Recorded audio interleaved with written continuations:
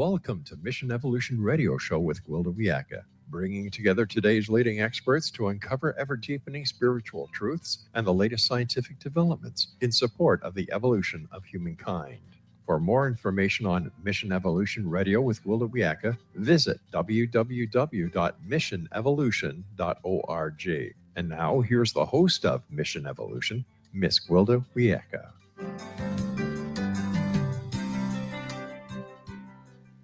In this mad, mad world, it's very easy to feel powerless, like we're just along for the ride. Is there a way to move from powerlessness to empowered? If so, what's the magic formula? Mission Evolution Radio Show is coming to you around the world on the Voice of Canada Broadcast Network, www.vocbn.ca. With us this hour to explore power, faith, and purpose is Dean Wilkinson, the author of Live Like It's True. Dean, the Epoch Work Founder, is a blue-collar entrepreneur who built and sold several multi-million-dollar home service companies and designed a franchise system with over 100 locations. His website, epochwork.com. Dean, thanks so much for joining us on Mission Evolution. Thank you for having me, Gwilda. Yeah, it's good. A real pleasure. So you're Epoch Work Founder. What is Epoch Work? Well, Epic Work is, it has a double entendre meaning, right? It's about, on the outside, it's the work we do, the creating we do in the world. That's our work. And it's about doing that from the inside out. And then, that's where the double entendre, the inner work is the work that empowers you, that it empowers progress, that has the ideas. It's that inner work that we need to be able to do to really thrive in the world. So by inner work, what do you mean? Well, it's everything from, on my journey, it was started with a questioning of everything I believed, right? Could I really trust what I said I believed in? And so I had to examine those things. And then, that uncovered things that was holding me back, and my emotions and my mindset and the way I looked at the world. So that inner work encompasses all of that to become, that you would probably say spiritual, right? The spiritual side of life, the part that gives us meaning and purpose and deep connection with our life and with those around us. Well, it sounds like it's not for sissies, right? Because that means you have to go in and be introspective. Yeah, it's definitely, spiritual has this woo-woo connotation and a little bit, for the elite or something. But I'll tell you, it's the hero's journey for sure, right? You've to thrive in this world. It's almost to realize that we came here to overcome these catalysts that happen in our life, the challenges, the sufferings, the impossibilities sometimes. So and our emotions keep us, they keep us connected to that, but we learn to just disconnect from our emotions and only rely on our knowledge, which, has been very limited, up until now. So is the premise that if you work to become more authentic inside, true to yourself, then your work in the world becomes more powerful and authentic as well? Yeah, I would say that's the premise for sure. That can work. So you state most problems in the world stem from misunderstandings about what God is. What is God? Yeah, I do. I believe that there's a deep cognitive dissonance, a long-term cognitive dissonance in all of us, because we have been misled or allowed ourselves to be misled, however you want to say it. There's really no blame, because it's all encompassing about where the true fulfillment comes from, where true happiness comes from. And so there's this cognitive dissonance that we're enculturated into. And at the core of that is, what are we here for? Who created us? And where's it all going? And what we're told in our churches and in our communities and our education doesn't line up to what we really feel and what we see is really happening. So long-term cognitive dissonance it has physical effects, the stress that it causes, and disengagement from real life, the real inside work that we need to do, is it is caused by this. I can't get settled. I can't get comfortable. I can't regulate. And so we sit and fight and flight, freeze all the time. So yeah, What is cognitive dissonance that you're talking about? well, it's really, I mean, it's, to put it in its simplest terms, it's the way I think or feel or understand life to work, and it's supposed to work according to what I believe, but it's not working that way. So So your beliefs are at odds with what your experience is. right. Yeah. To put it simply, right? Well, yeah, yeah. So what does belief in a higher spirit have to do with manifestation? Oh, going right to manifestation, huh? So so a manifestation to me is work. It's magic in the way that it happens, the way it reveals itself, but it's also work. It's a work in aligning that inner with the outer. It's work in aligning what you think about and what you envision with what you actually do in the world. Now, the universe's magic there starts to open doors for you when you start to have a vision and you start to work towards it. And it's up to you to stay connected to that inner work and stay aligned to the universal principles, the laws that are have been in place forever, that are really they're full love. And we get outside of that love, and so we get outside of alignment, we get misaligned to what we really want. And so it has to do with keeping that alignment towards our goal. And ultimately, all our goals, I believe, is unity and oneness with our creator.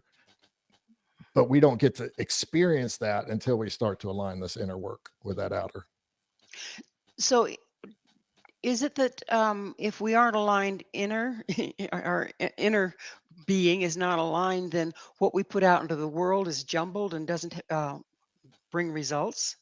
Yeah, it's discordant, right? So we're taught to go after the great job, the great money, and the bigger houses, the nicer cars, the more boats, all the stuff in the world. And as we get either older or as we get those things, we find out that they're not fulfilling. And so it's everything starts to get jumbled, right? And I think we have stages in life, right? To me, one of the big lights switch flips for me was when I was 40. It was around that area, not exactly 40, but the 39 to 41 year range. I started to really question what I believe. That's where this journey really started to kick in deep.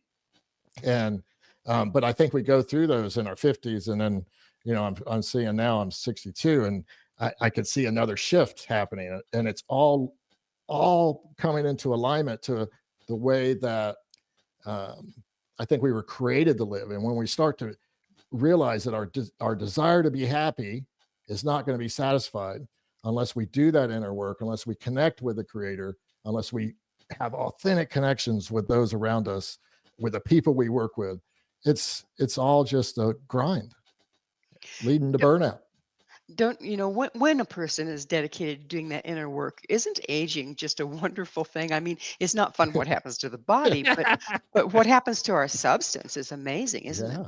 Yeah, it is amazing. And I've noticed in the world of online entrepreneurship, let's just call it, that the people that are taking the AI classes and the people that are taking the classes to bring their wisdom into the world are increasing. The age, it's not just the young people that are, they're not trying to be influencers, they're trying to pass their wisdom on. But now I'm seeing it in young people too. But I really love what's happening. What technology is bringing to us, what wisdom is bringing to us, and that generation gap that's always been talked about, I think needs to collapse and is collapsing. Well, the beautiful thing about the indigenous peoples was they honored their elders and gleaned information from them, had a council, of elders that they would go to help with decisions, and we lost that somewhere along the line, didn't we? We And did. why do you suppose that happened? Why do you suppose we lost that? Gosh, I've questioned that, Gwilda. Why do you think? You talk to so many, wise guests. Why do you think we did? What Well, do you think caused it? like I said, I asked you because I wanted your take on it. Yeah, I've got to think about it for a minute, so I'd like to hear yours. Okay. Um, well, we got caught up in materialism, Mm, yeah, the latest, the yeah, greatest, and then that devalues the old. yes, it does. I think, some of the, the cultural shifts, the Industrial Revolution, there were some things that really started to shift. And it's not that those things were bad. It's just the change that it brought about somehow disregarded the elder, disregarded the honoring of that elder. And, we started having more wealth so we could, have our own houses and have separate lives.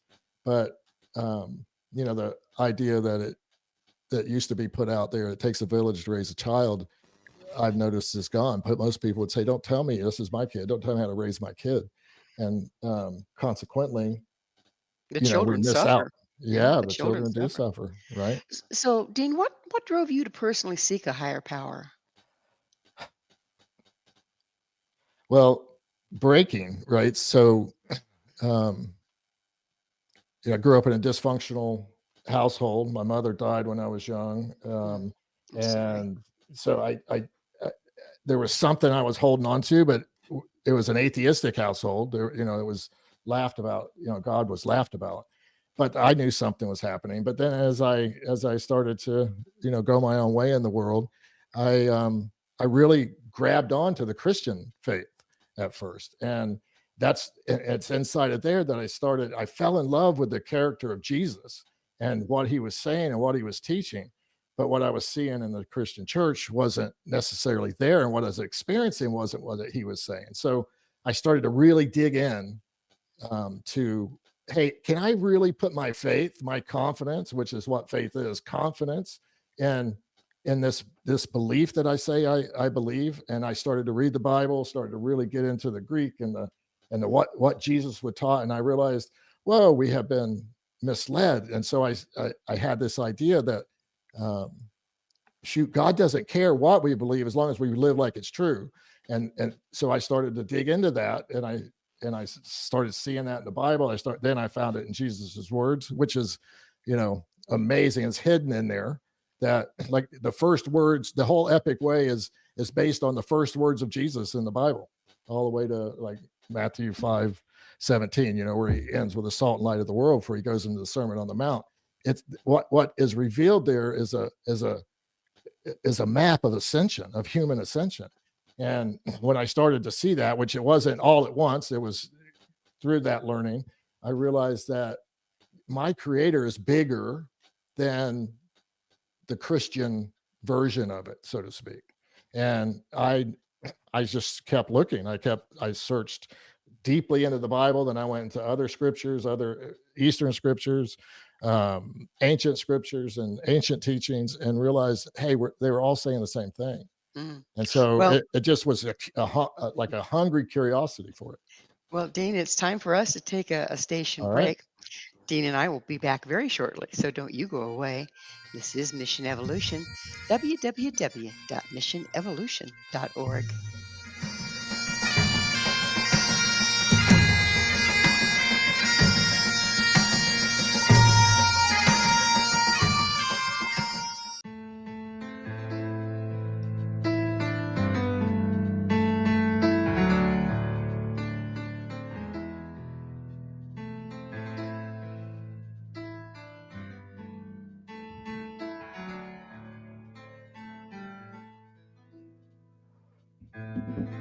The end has come, the night has fallen. I have reached the end of days. What's real is not, reason fails me. I've gone beyond all known pathways.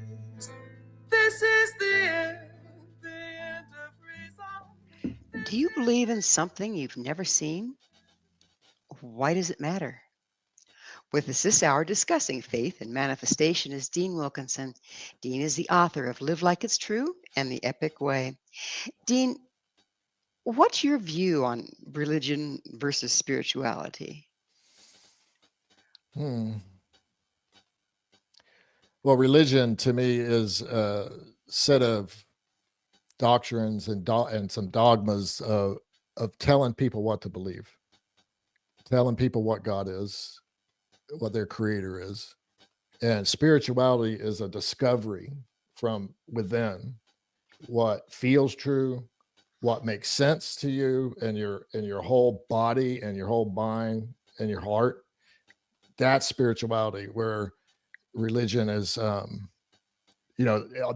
ancient word religion means to bind together, but what we've seen from religion, the way it's been practiced, it's actually separated us. So it went awry a long time ago. And So yeah, so s- that's the difference to me. it sounds like you're saying that spirituality leaves room for evolution and religion doesn't necessarily. Yeah, it's a great way to put it, because I've come to believe through all the books that I've read and all the material that I've um, invested in and also internalized is that uh, we all came down here for the same reason, and it was to choose our path. And there's no wrong path.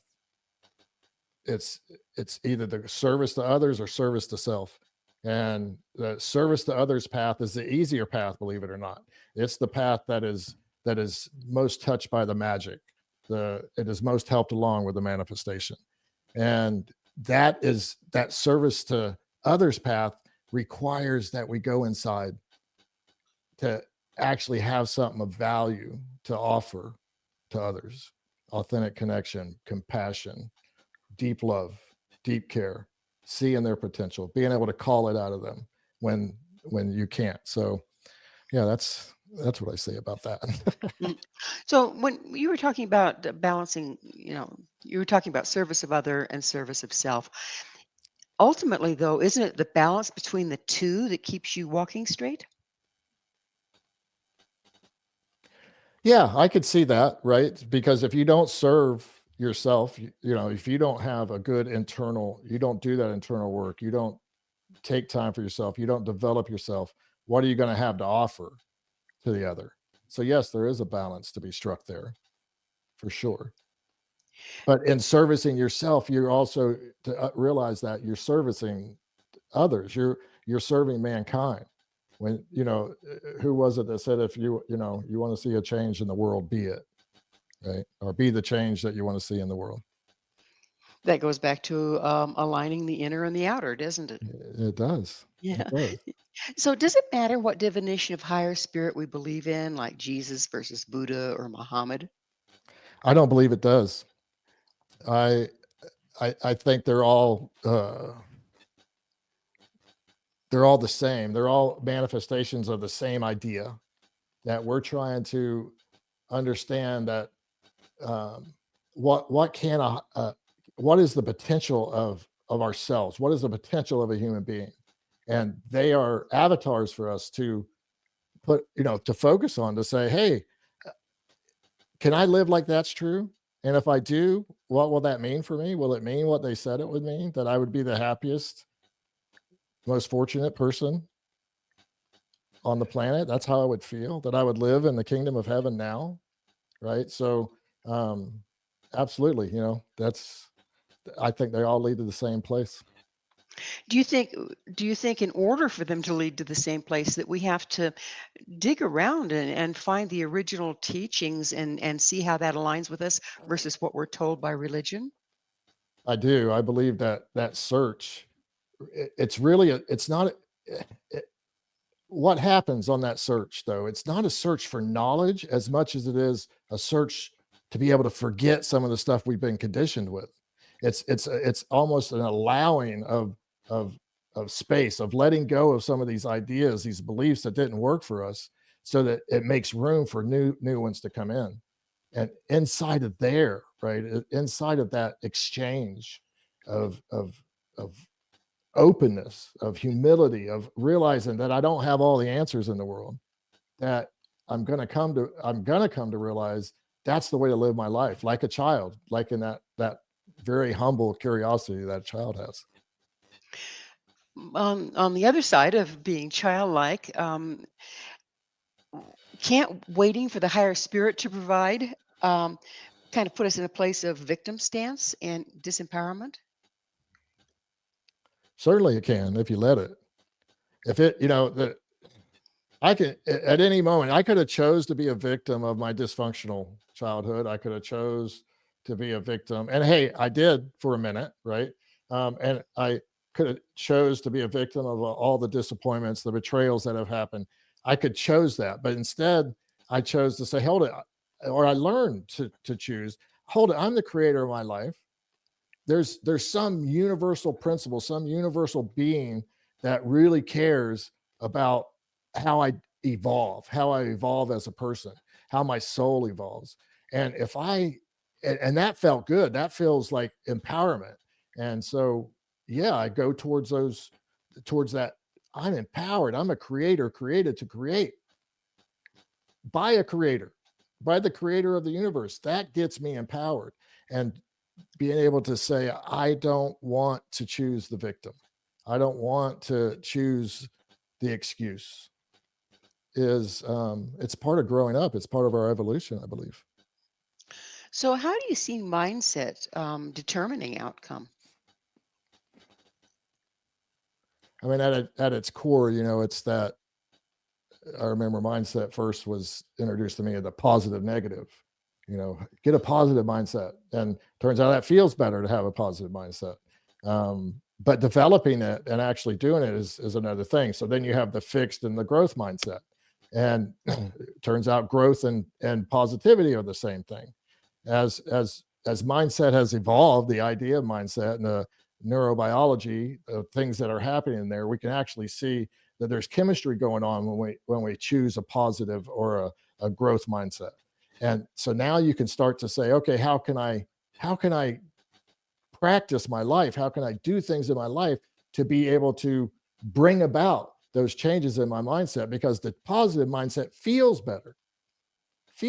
I feel more at peace. I feel more aligned. I feel that it's true, right?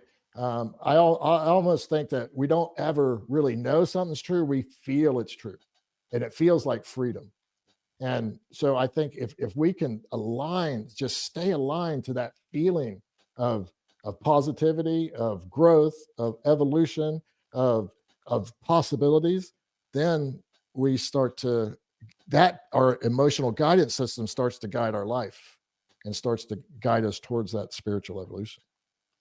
How can you tell the difference between a positive mindset and denial, Pollyanna, Hmm. ungrounded?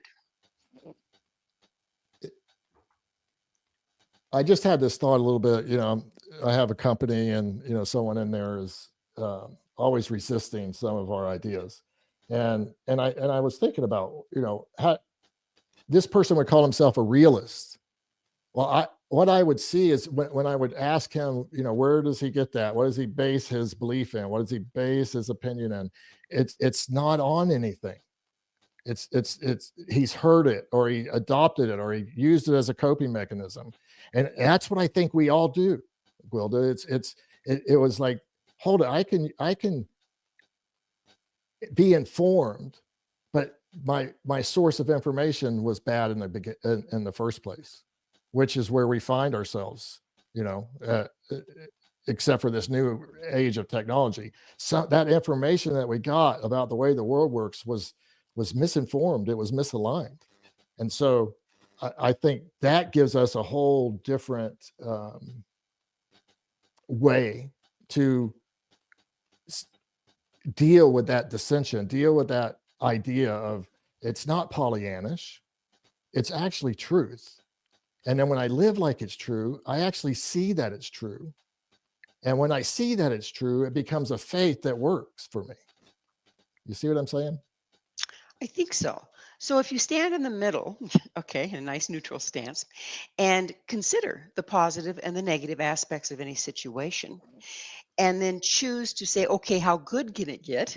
Okay, you are informed, right? You are informed versus just taking one side or the other. It's all good or it's all bad. What, how can we find that center space without being pulled off to one side or the other by our patterns? Well, be aware, it's that awareness that I could be pulled one way or the other. I have a saying that, because it came to me and part of, as a sort of organic way, but peace became what I call my idiot light. And the idiot light being, my dad used to tell me when he taught me to drive, he said, those lights, if they come on, that means you're an idiot because you didn't check the oil, or you're running out of gas. So he called them an idiot light.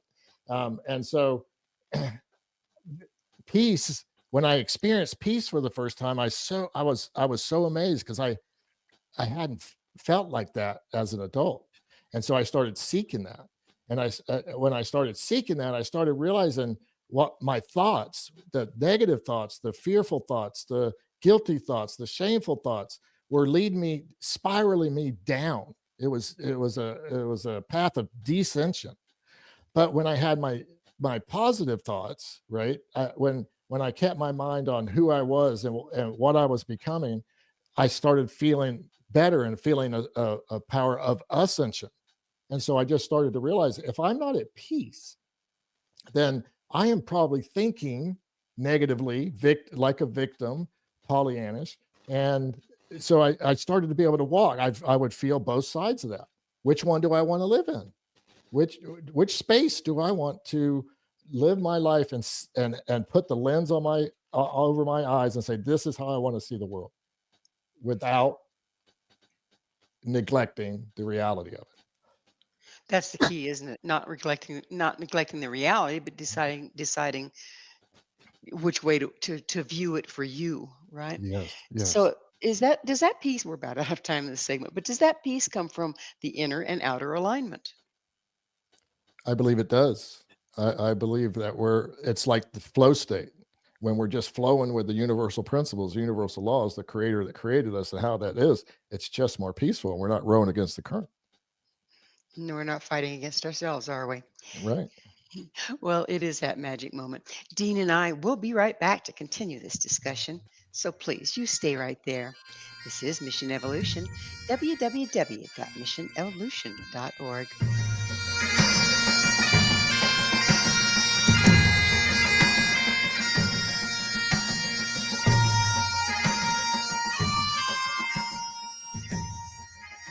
I've been broken, shattered, cast to the wind. I am scattered upon the wind. I've been broken, shattered, cast to the wind. I am scattered upon the wind. I've been broken, shattered, cast to the wind. I am scattered upon the wind.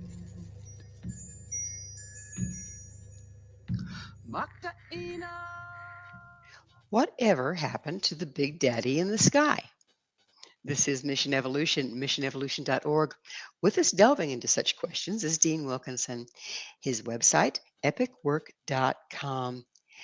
Dean, what are the concepts that we are evolving beyond a parent-child relationship with a higher spirit? What's your take on that? What are the concepts you said of that? What about the concept? What's your take on that? Oh, that we're evolving beyond the parent-child Mhm, relationship mhm. with the big man in the sky. That's the one. I think that we are realizing that there is no big man in the sky. I think that we're realizing that each one of us is a fractal, a piece of that what we call the big man in the sky, whether we called it God or Jesus or Buddha or Krishna, whatever we called it, universe, source, energy. There's just so many names, and God doesn't care about that. I think that we're growing up. We're evolving. We think about people our age, Gwilda, or my age anyway. I've been so excited from the moment that the internet came out in the 90s, when I started to realize it was there, right? And being able to use it to learn.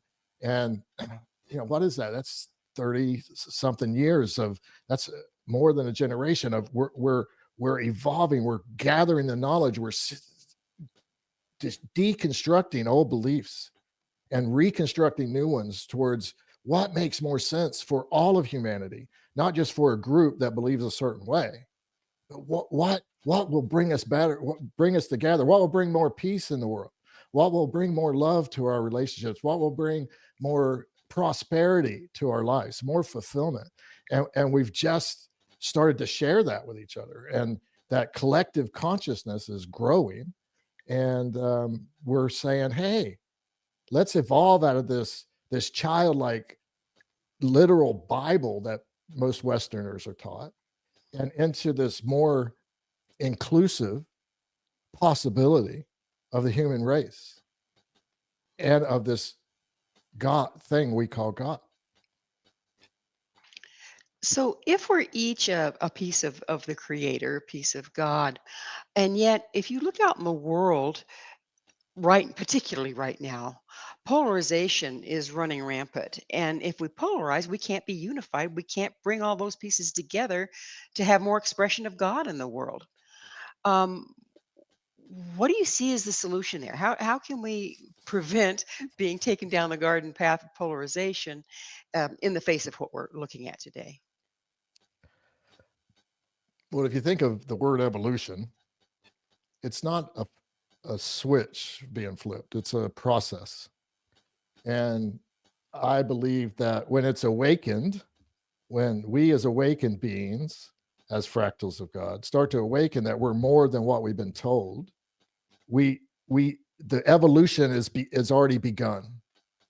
It's already there. And I think what I've seen in my lifetime is this explosion of not just people our age, but of all ages saying that we're more. So I think that polarization that we've um, been indoctrinated to, one, I think it's played up in the media because it's what sells.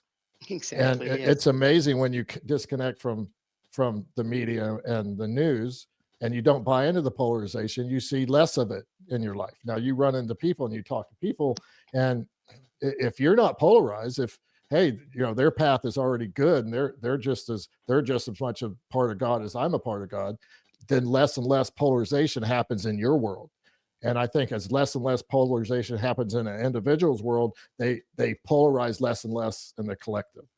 And I think that's the only way. I mean, at one time I wonder if everybody could just hear this message, the whole thing would be fixed.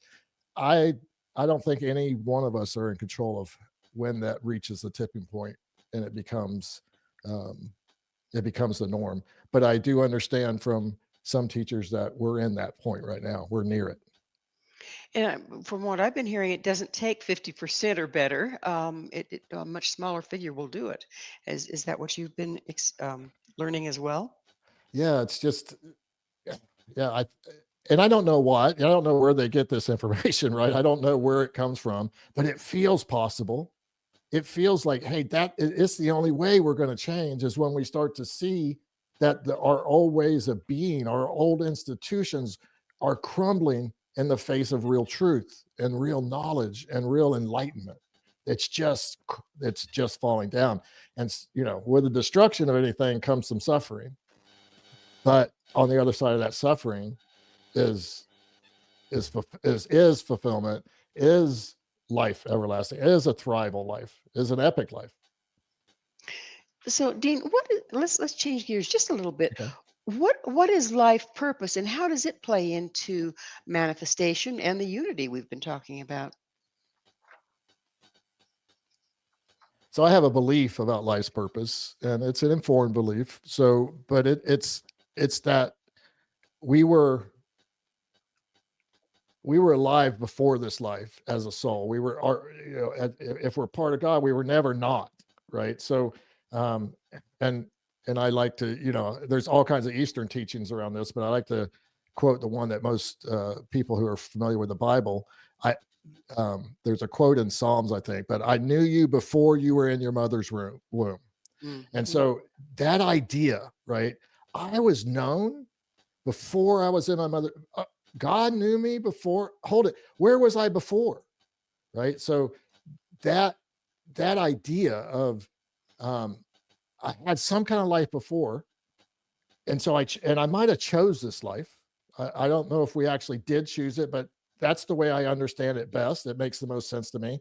From that position of when I was with God and he knew me and we were friends before this, he said, there's this life down there and this personality called Dean that's going to go through all this stuff, but it's going to evolve your soul just like you want, just like you need to. And you're going to get to experience all that. So I think our ultimate purpose is to evolve our soul, is to do the work, to make the choices. And there's no end in sight. There's no, hey, only one chance.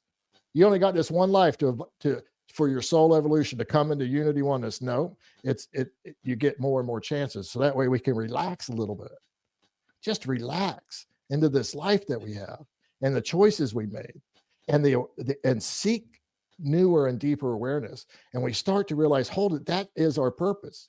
And then what comes together inside of that realization is, what are the things, the ideas, the knowledge that I've gained? What is the things that I love that has served others the most?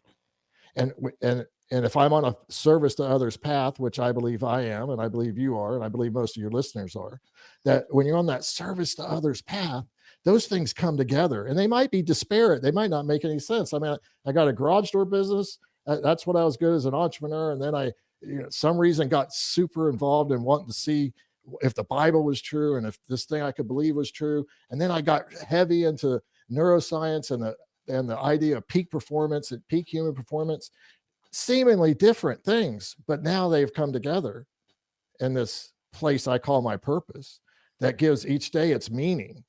And also the universe opens doors for connection inside of that purpose that spreads that purpose along. So I think each individual has got that soul purpose, and that's just to evolve. Don't need to make it complicated. And part of that soul purpose, we'll start to see what is this life's purpose, and how do I find meaning here? So, speaking of neuroscience, you say you use the latest research in neuroscience, psychology, sociology, and spirituality. What studies are these, and who conducted them? Oh my gosh, there's so many studies on it. But they're more summed up. You think of Steve Kotler and his book, The Art of the Impossible, or Brenda Bouchard and High Performance Habits, or Tony Robbins and how do you become a high performer? They've collected all the data, and I went and did my own research and read all those long research papers. And oh my gosh, now that I have AI, I just put them in there and just say, what does this thing say? But there's so much inside of this this research that says being in a state of equanimity, a state of peace, is where I regulate. And when I can regulate, I can actually calm down any cortisol or anything that's causing my anxiousness or fret or worry or anything like that. I can actually calm that down, and usually just by using my breath. And from there, there's the plant medicines, and then there's the extreme ways of really forcing DMT and all that stuff to come just by using your breath. I think it's all around us, Gwilda. All this research is all around us, because that's the uptake of the breath work and the Dispenza teachings, or what he's taught and what he's brought. I could keep going probably, but I think those teachers are good. Well, I know there's been a lot of studies on the benefits of meditation and breath work, and it's pretty profound on all levels: physical, mental, emotional, and spiritual. It is. Yeah. It's and it's funny because it wasn't until I left church that I gave myself permission to meditate, right? But then I realized, oh, hold it, I probably was meditating way beforehand. But then I stumbled upon this breath work idea of energetic breath work, is what I call it, and experienced profound states of rebirth and understanding of, hold on a minute, I am in control of my state. I get to do this. I get to say what state I'm going to be in. And that just helps in the evolution of all the other things, right? Whether I practice the breath work or not. Doesn't the inner work lead you to a place where it's easier to do that? Yes, it does. right? It just all starts to come together and really starts to bind together there in all these places. Yeah, it seems like when we first start our inner work, isn't it kind of a one big modern mess in there? It's kind of hard to see who we really are. Oh my gosh, it's that's where my heart's at, right? When I was in church, I was already starting to have these ideas. I was teaching things like God doesn't care and live like it's true, and some people were really gathering around that. But then I left the church because I'm like, this can't contain what I'm talking about. I want to talk about it a little bit deeper. And but I felt bad because I left all these people sort of in that space that you're talking about when you first begin and start awakening to the spiritual journey. But I didn't know what else to teach them. And that was 2008, and I've been on that journey ever since. How do I explain what's going on inside of me, and how do I not leave someone in the lurch? Because it's a place that feels like suffering, right? It's an ego death. It's a um, well, it's an ego death. I mean, that's really the way to sum it up, because everything I thought I believed and I was so sure about all of a sudden crumbles, and Truth, it's disorienting. truth will do that to you. Well, it's time. Yep. It's time for us to take another station break. Dean and I will explore a new way of manifesting on the other side of this break. So don't go away. This is Mission Evolution. www.missionevolution.org.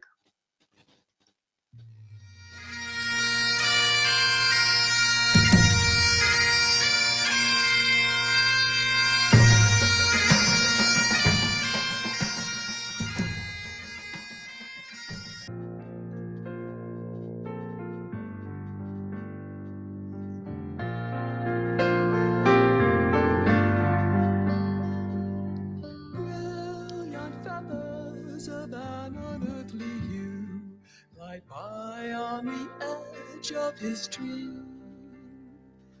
A whisper of touch, an unheard song. Whose bird takes flight, prompted by his broken heart. Fly high, sweet phoenix, even though Manifestation. How do I work it?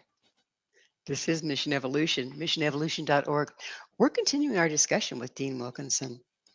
Dean, what is there something going on at this particular time that's supporting a new way of manifesting?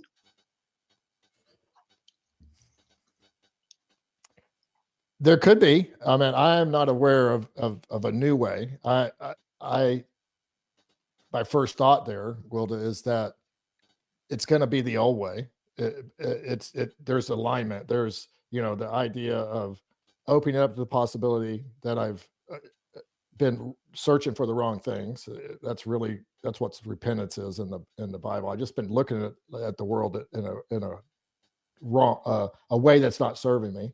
But then opening up to possibilities that there are a myriad of ways to do that, and a myriad of ways to accomplish what I want.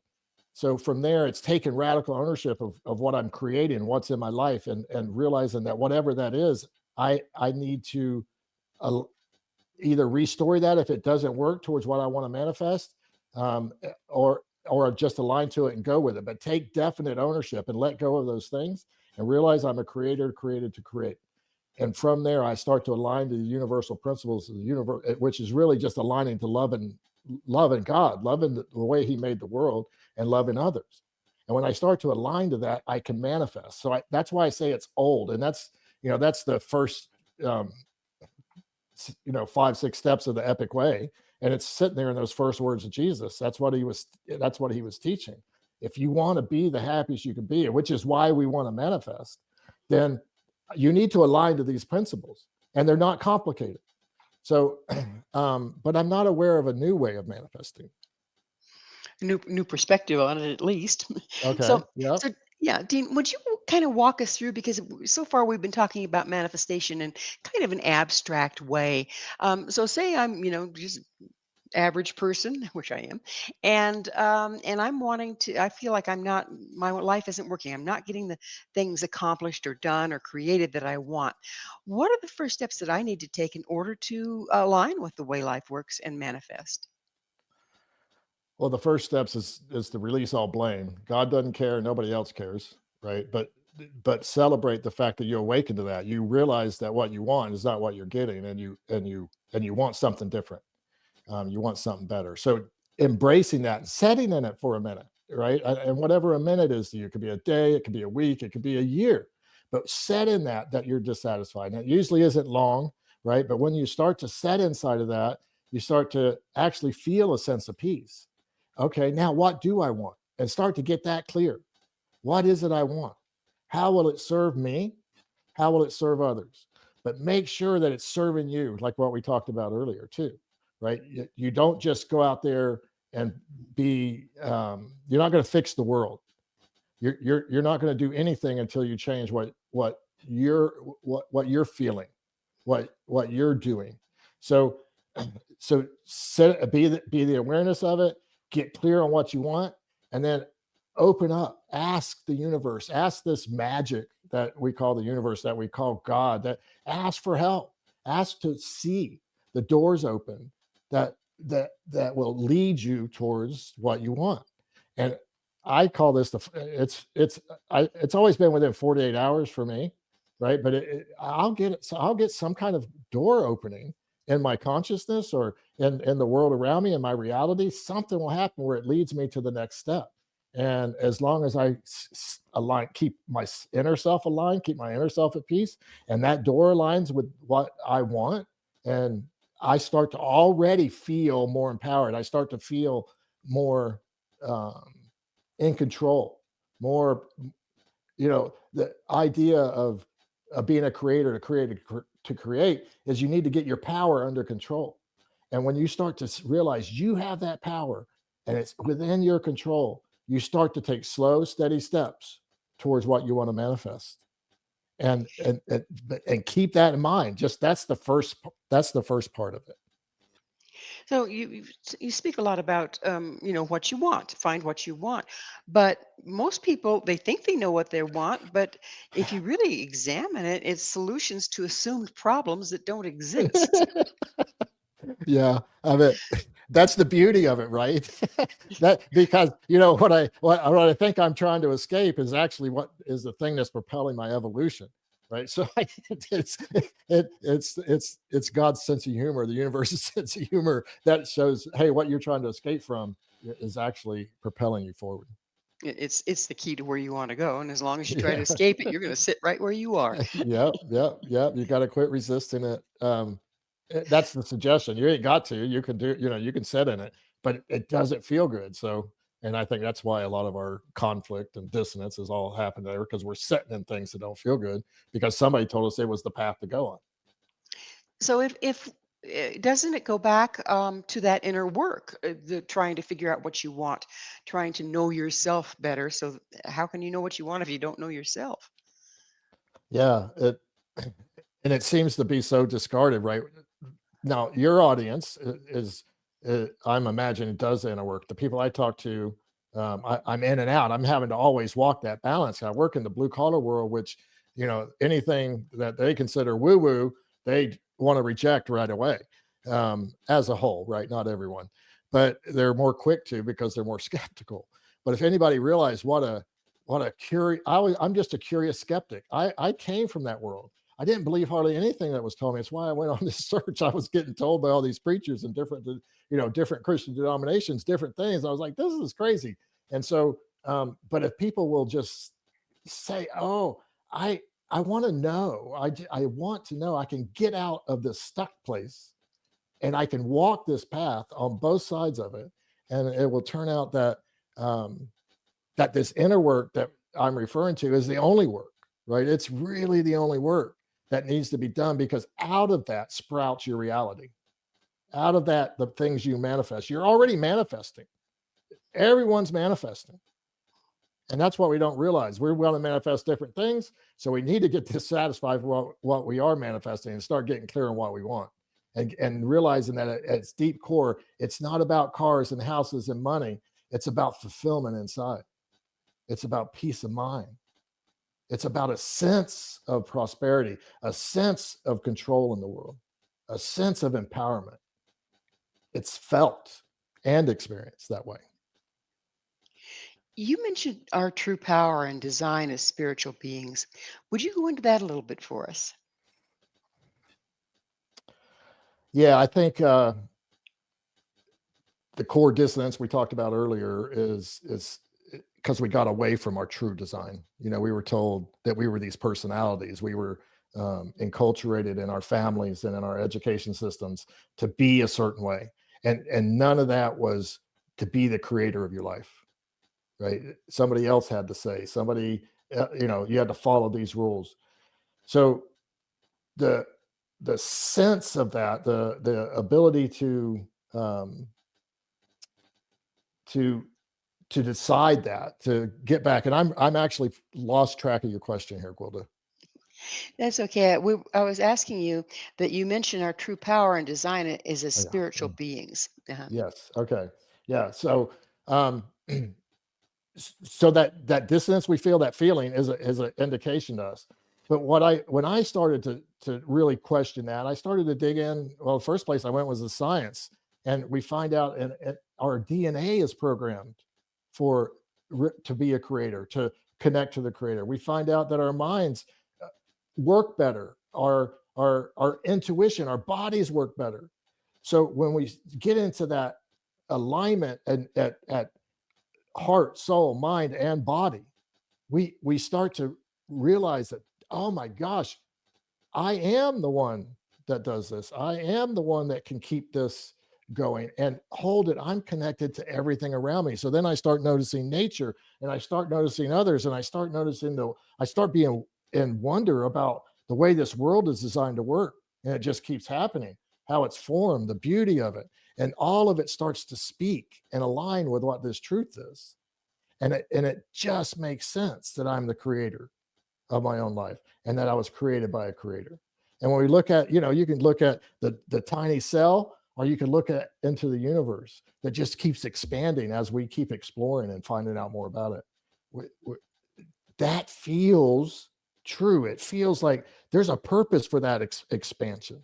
So what is the purpose for all these, millions of galaxies and billions of planets that are out there?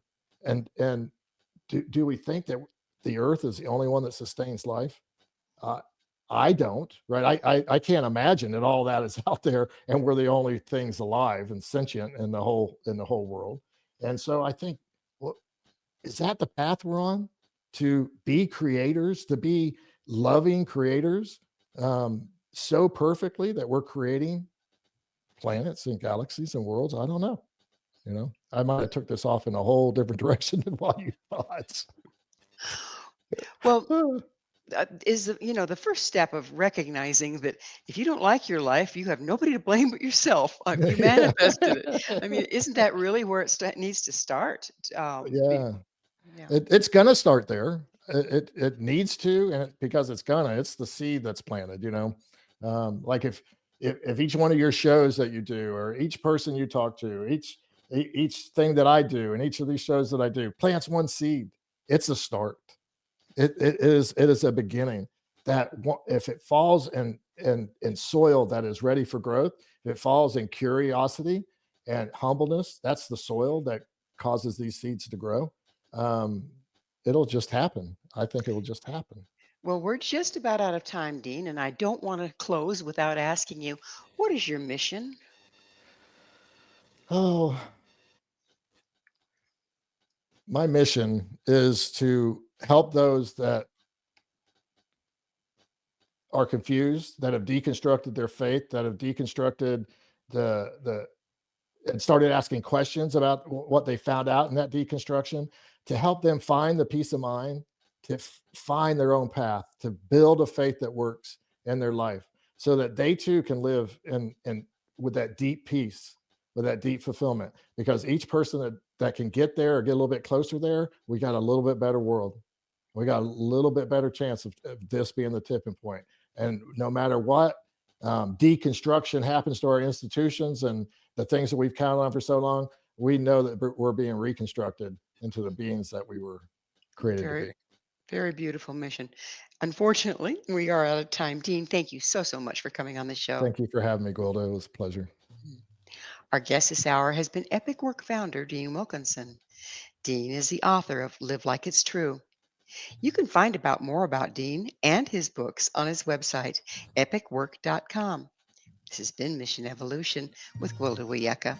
For more information or to enjoy past archived episodes, visit missionevolution.org. But please be sure to join us right here again on the Voice of Canada Broadcast Network, vocbn.ca, where this mission will continue, bringing information, resources, and support to our evolving world.